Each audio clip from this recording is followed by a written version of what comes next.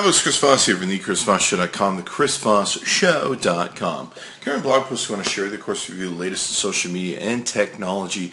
This is going to be the iPhone 5 comparison. It just barely launched here a couple days ago against the Verizon HTC Droid Incredible 4G LTE. Both are great powerhouses of phones with a lot of great core, just rock star gearing in them. We're going to take and review both these phones. I've enjoyed playing with both these phones, and we're going to shape them up in a versus contest to see how they do. Be sure to check out all the iPhone videos we're doing. There's a ton of them on our YouTube channel and on our the ChrisVossShow.com. Just a ton of stuff we're putting up. Be sure to subscribe. So let's take a look. The iPhone 5. What you're seeing here with the iPhone 5 is 4.87 in height, 2.31 in width, and 0.30 in thickness. It has a weight of 3.95 ounces. Comparatively, on the HTC, you're looking at a weight of 4.66 ounces, so a little bit heavier.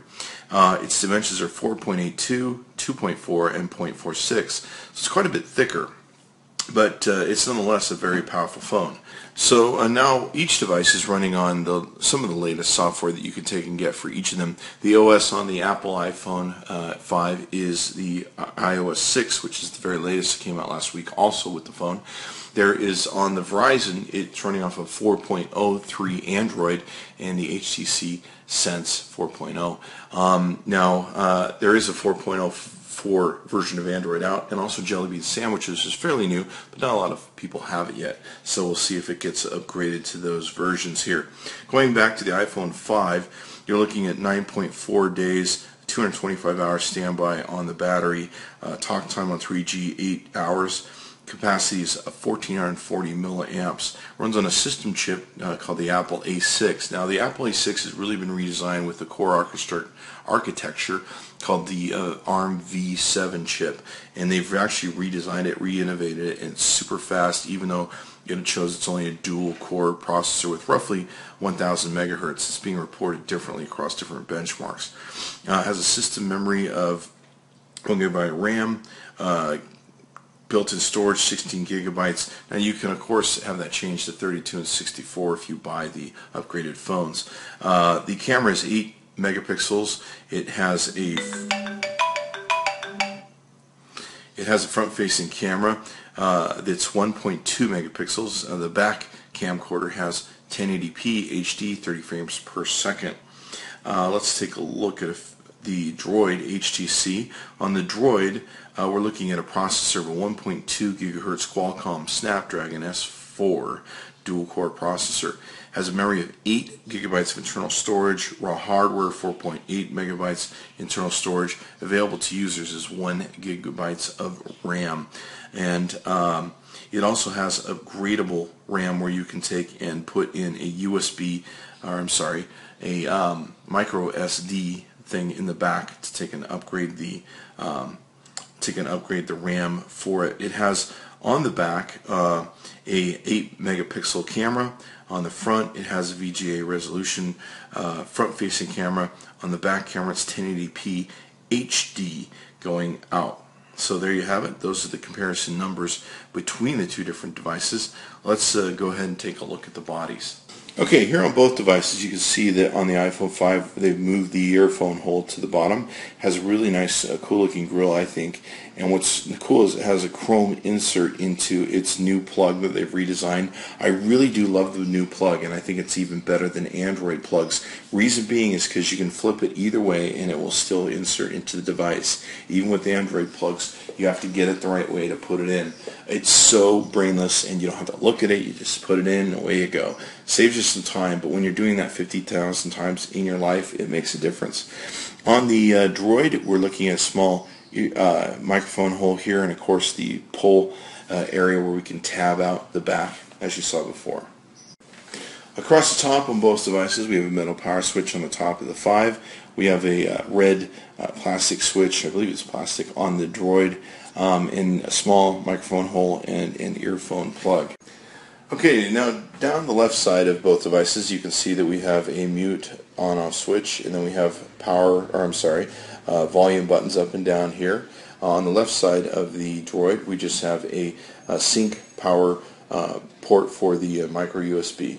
And then flipping these over to the other side, on the right hand side of both devices, you can see a small area for a nano SIM card, which is smaller now with Apple's redesign, and a black, you probably have a hard time seeing it here, a rocker bar for the volume up and down. Okay, so here we have the back of both devices. Now, on the iPhone 5, we've actually attached a steel ring that acts as a magnetic thing to take and add on magnetic lenses. You can see here there's a small microphone hole beside it, which is great for picking up forward-facing or back-facing, whatever sort of audio you're picking up of your subject model. Let's say that. Flash, of course, is here. They've changed it to where there's now just two small glass plates on the top and bottom for antennas, and then of course it has this beautiful steel plate on the back. I really like the steel plate. I'm tired of the glass. I'm tired of it breaking. I'm tired of chipping and everything else. I'm tired of being paranoid about dropping it. So I really do like the steel back. It also holds better in your hand. It's less slippery than the glass, and it doesn't conduce as much heat as when you are using the iPhone. So that's it. There's no removable back to it. On the back of the Droid, you're looking at the flashes here. We have the camera eye here. We have the speaker here for the Droid. Not the most exciting place to have a speaker, because if you set this down on its back, it pretty much muffles it. But you live. And it's got an ergonomic back to it, which is really cool, that I like. It fits your hand pretty well and gives you some places to put your fingers to really grip it well. So I do like that. It's got Beats audio on it. Now, one of the great things about the HTC line is they own interest in Beats audio. And so if you have the Beats audio product line, like headphones, earphones, you can enjoy them with this device. But also what it does is, even if you don't, it gives your earphones an incredible enhancement of sound, much like kind of an equalizer would do, giving you better sound once you plug in a earphone device. I really like it. It gives you a much better sound, and while I'm not always the most excited to have people control the equalization on my phones, or my sound for that matter, it works very well for my taste and my ear. You can see here the back comes off on this device, and of course you have removable battery, where in the iPhone 5 you would not. You have your place for your SIM card here. Now, the one thing I failed to mention earlier when we were going over stats was it does have a place for a expandable memory, micro SD card up to 32 gigabytes that you can take and plug in there. So it does have that. Has this nice back that goes on the back. It's kind of a nice rubberized back, has a great feel. It feels like it might survive a few drops and all that good stuff if you needed to or had to. Not like you ever really want to drop a phone, but there is that feature of it. Let's take a look at the front. On the front of the iPhone 5, we have a sensor, and what that sensor does is senses your face being close to the screen, or something being close to the screen, shuts it down so you're not blowing all this light onto your face or something else. There's a speaker for the phone calls. A front-facing camera now has been moved to the top, and of course you have the home button here at the bottom. On the Verizon Droid, you're looking at, on the top, there's a really thin speaker in red up there. You can also see a front-facing camera here. You have a back button, a home button, and you have a recent apps that you've opened button. So very cool that way, and very simple. Now, both phones work off of, like I said, two separate OS systems. You have the Apple OS system, which is pretty simple. It's a left to right, right to left sort of swiping mechanism. You have the home key, which gets you in and out of different things that you need to take and do. You do have the ability to create folders. But in the menu items in this area, there's not much more customization you can take and do. A lot of people do like the Android product over on the Droid and Android sets, because it gives them more customizable widgets and different things that they can do. You can, of course, create folders. You can have widgets like the one that you see here. You can see here, here's another Google widget. You can see here, here's another widget that's been added, blank screen. And this, of course, both devices have finite scrolls from left to right. You can see here another widget there. Friends and people, you can see a widget across the top. All sorts of customization that you can do with these devices. You can create up to 7 different screens that you can take and do. Plenty of customization for when you want to take and do stuff. The great thing is you can go in and add all sorts of different widgets to the devices. You can see all the different stuff here. It's just crazy. A lot of the widgets sometimes are application based, so certain apps might have really cool widgets like Flipboard, different things like that you can use. You can see here some Twitter widgets that are on here. So really cool. A lot of people do like the Android product because of that customization feature inside of it, which is really cool. You have the notification menus, which is a pull-down menu from the top down. You can peruse notifications you programmed into the phone. Same thing with of course, the Droid in the Android system. You can do much of the same.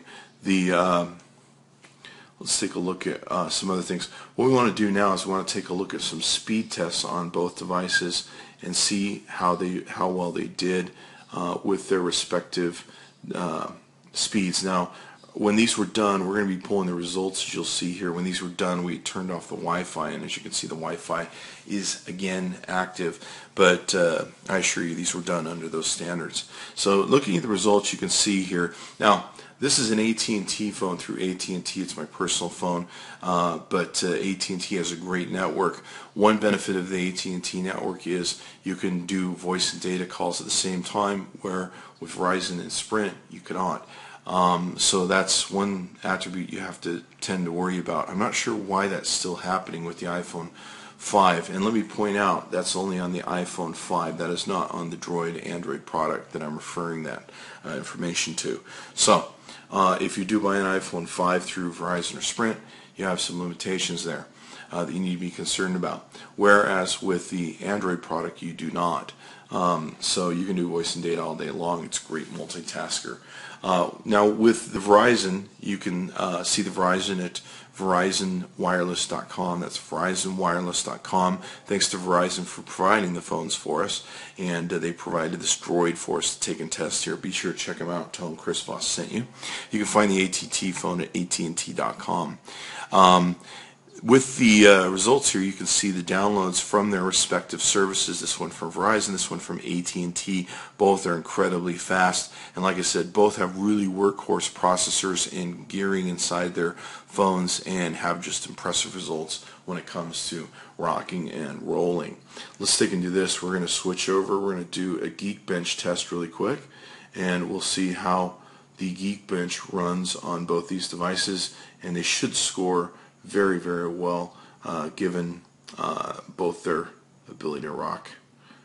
Let's go ahead and try both these out. Now, Geekbench 2, the great thing about a lot of these different apps that you'll see us use in this, if you're on the Android product, you can get most of these apps for free. On the iOS product, the Apple, you may end up paying a couple bucks for some of these apps. But the cool thing is you can get these apps, you can play along at home, see how your particular phone takes and compares in benchmarking with these devices. And in doing so, you can determine maybe which one is the phone that you want to take an upgrade to or might work best for you. Or you can just see how your phone matches up. And you can see here we have 2 different scores we've gotten off of both devices, and clearly the iPhone 5 has one. It has one of the highest rated Geekbench scores of any smartphone, although there are recent reports of international versions of the Samsung Galaxy S3 may potentially have a higher score. It's been, well, it needs to be verified, I suppose. So there's always that. But you can see that the score of 1297 is really good for the Droid. The Droid comes in and actually holds its own as best it can against the iPhone 5. And of course, the Droid's been out for quite a while. You look at different things like this, and you have to understand that there's different segments of product release and build and design, and 6 months to a year, of course, just about any smartphone becomes outdated.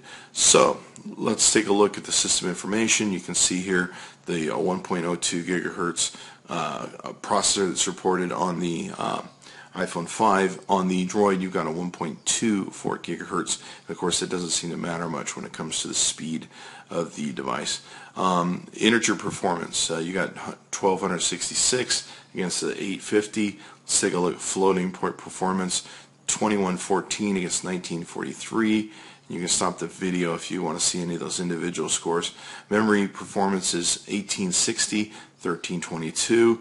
Stream performance is 943 against a 557. So that gives you some more ideas of how these two devices benchmark. Okay, so using the GL benchmark 2.1.5 on both devices, you can see here that the iPhone 5 scored 6737 frames at 60 frames per second. The Droid scored 65 frames at 58 frames per second. Okay, so let's take a look at the pass mark performance test that we took and did on both devices.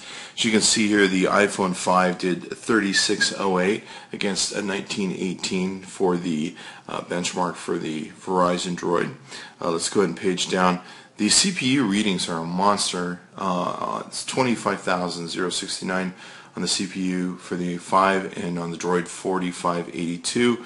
14,504 against 2833 on the Droid, 2808 on the 5 as opposed to 2270, which actually came out higher in memory tests on the Droid.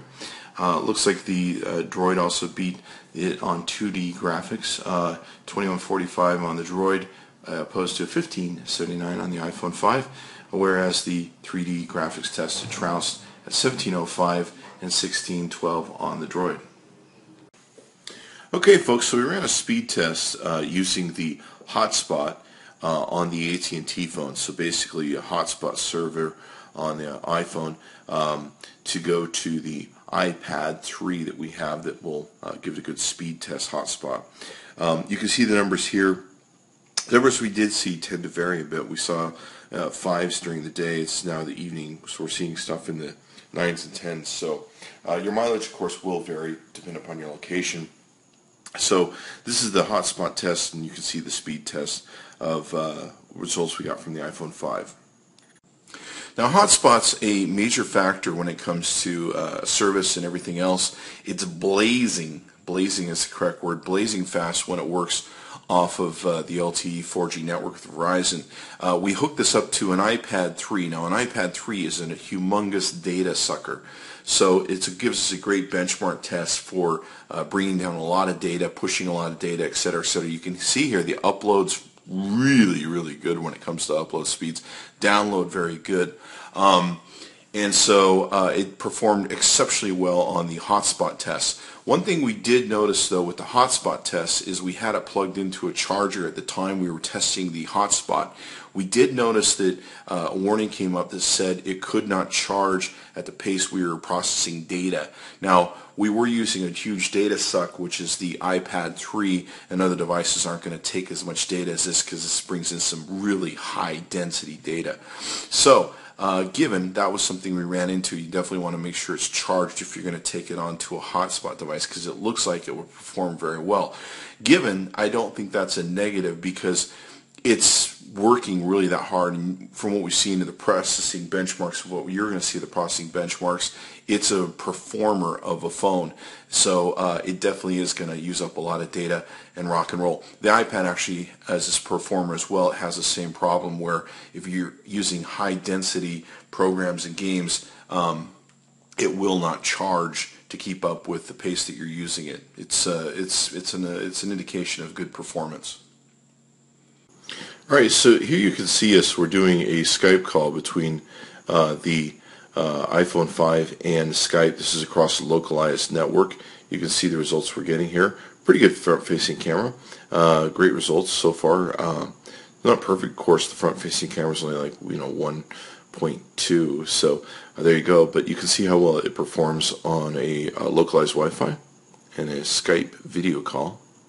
Okay, so now what you're seeing is here we're doing a video call using Skype, the front-facing camera, and of course we're doing this on the AT&T network as opposed to using localized Wi-Fi. So it still comes out really good on the quality of the front-facing camera, and yeah, rocks it. Okay, so here you can see we're doing a test. We're doing a Skype call using Wi-Fi. This is a localized Wi-Fi. And you can see here the video comes out really well across on my iPad 3 that we're receiving the video on. So it's got a great front-facing camera. It plays really good detail on the feedback that's coming from the other device. So you can see here it performs very well in face-to-face Skype and calls that you might make with video and your front-facing camera. Does a really good job. Okay, so now what we're doing is we're testing the camera, the front-facing camera, with a Skype video call. And in this case, we are using the T-Mobile network. So we're using not a localized Wi-Fi as we were before, but we're using the T-Mobile network. And you can see here the feed comes out. You can almost see it the same coming out across our system that we're using here. So it plays the video that's coming from a source very well and portrays it very well over here. So you can see here the front-facing camera does a great job. Okay, so let's start the camera. The camera has a lot of cool features, but it is very simple if you're used to an Android phone. Now, the shutter speed we notice is much faster, and of course loading everything is much faster. If you've got to take a quick photo, you're going to get to a lot faster with the iPhone 5. Now, very simple format that they have with the iPhone 5, or most of the iPhones, if you're familiar with them. You have the grid, the HDR. Now with iOS 6 on the 4S and 5, you now have a panorama version. We've used it a little bit, but I think there's still some apps that more people feel comfortable with in how they operate and how they work. There is the front and back, of course, changer. There's, of course, the switch between the photograph and the video. There's also the camera shutter button, if you will, and there's an area to get into your pictures. Let's take a look at the pictures. Now, it does take much better colored, it's an edge of better pictures over the 4 and 4S. Most definitely. Is it distinctive enough to go out and spend $700? I don't know. You have to add up all the elements of the iPhone 5. But the pictures are definitely improved with the quality of what they put into the optics and improvement. So I really do like the pictures better on the iPhone 5. You can see here some great colors that we're looking at. Now, they've also made some improvements in how well it deals in low light. You can see here a video that we're doing in a low light scenario that comes out really well, and of course that's one of the great things. This is actually a flash photo. You almost can't tell because it lights everything up, but this is a flash photo in a low light situation. Great colors, great detail. Here's a video. We usually use the floor of my video to see how it comes to the accuracy of color and the lines and everything. So you can see here it came out very well there. A little bit brighter than what the floor of my floor is, but you can see that it's much darker in this photo, but that's video for you. So it takes great, sharp, beautiful pictures, just amazing stuff. With the panorama version, of course, you have the edit ability to go up and edit. You can take out red eyes, you can take and crop, you can take and enhance the picture with colors, and you can also change and edit the photo to rotate it. In going into the panorama area, you basically click on it, and it gives you a thing where you basically move the iPhone continuously as you're going around and take photos, and it keeps track of where you're at. It's an okay panoramic app. I don't think I'd spend an extra $700 on this phone for it. It's nice to have, let's put it that way. It's not the biggest, greatest improvement I see to the iPhone 5 and the iPhone 5 system. Okay, now, so this has pretty much your standard Android operating system, especially the 4.03 or HTC software. If you've taken and seen it, you have the ability to control, of course, up here your flash and all that good stuff. The indicator light's not coming on because they have the battery low. You have your settings button that you can take and hit. You have access to your camera, front, back, self-timer, image resolution changes you want to make, video quality, of course, you can adjust up and down.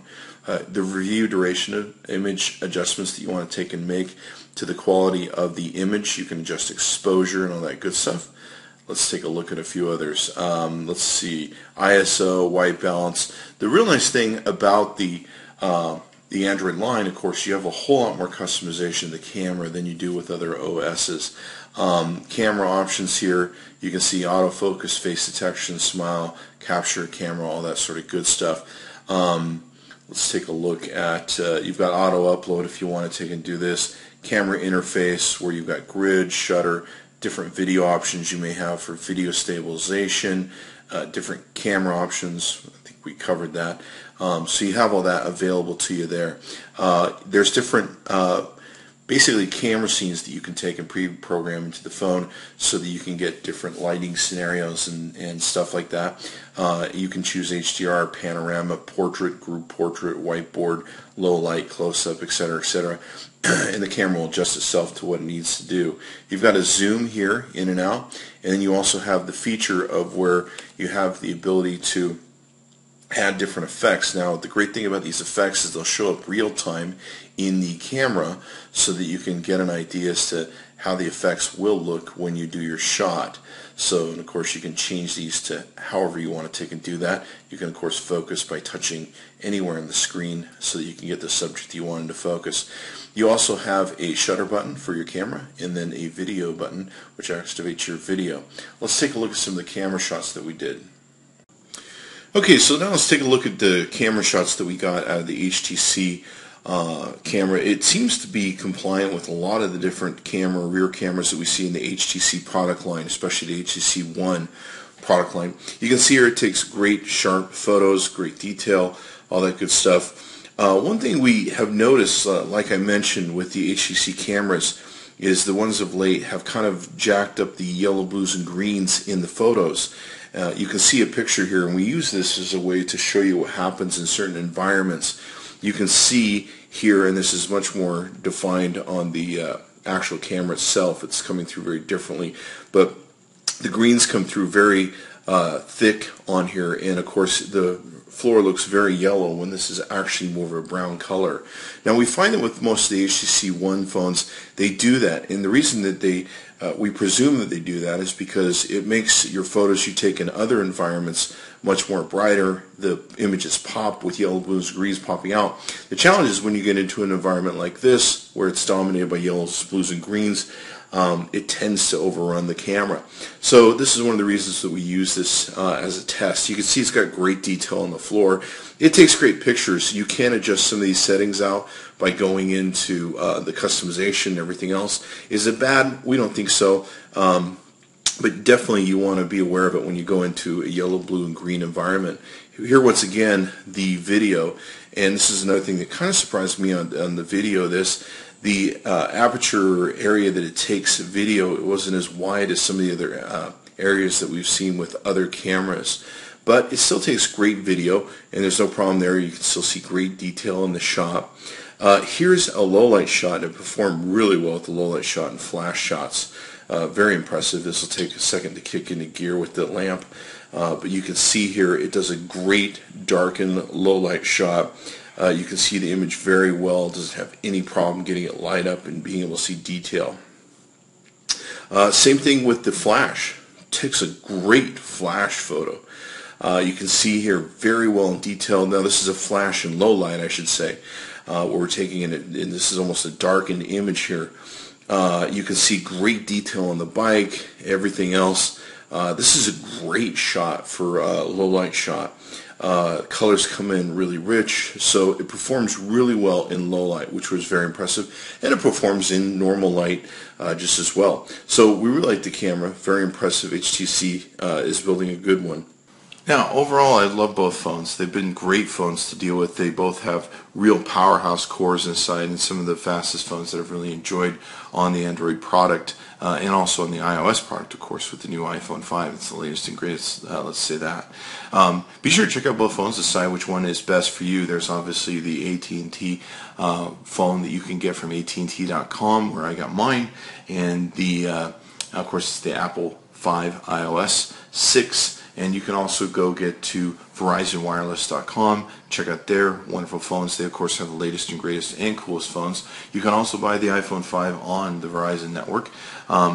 With Verizon, go to their website, tell them Chris Voss sent you. Thank you for providing the phones for us. Be sure to check into all of our posts. We're going to have a ton of iPhone comparison videos that we're doing and currently doing.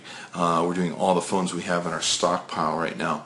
And be sure to subscribe to our YouTube channel so you can see all the latest great views on there, and also the cases we're going to be reviewing for the iPhone 5. Be sure to check back multiple times a day as we post, and thank you for coming by the ChrisVossShow.com.